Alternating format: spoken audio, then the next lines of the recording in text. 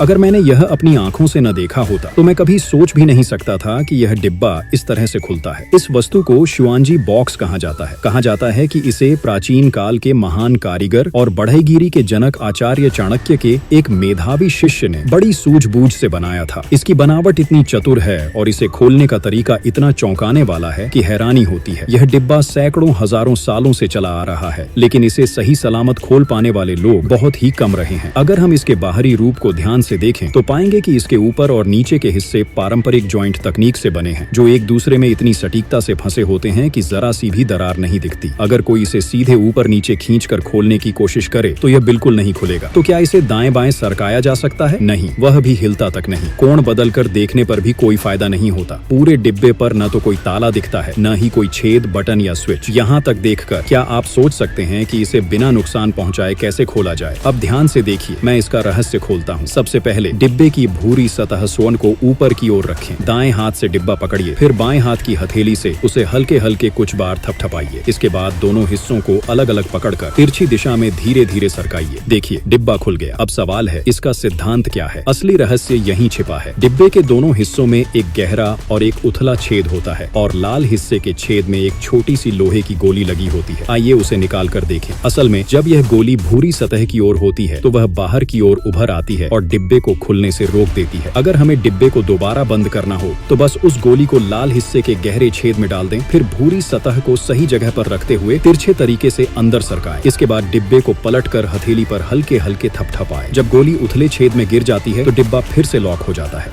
नहीं, देखा, पूरा देखा।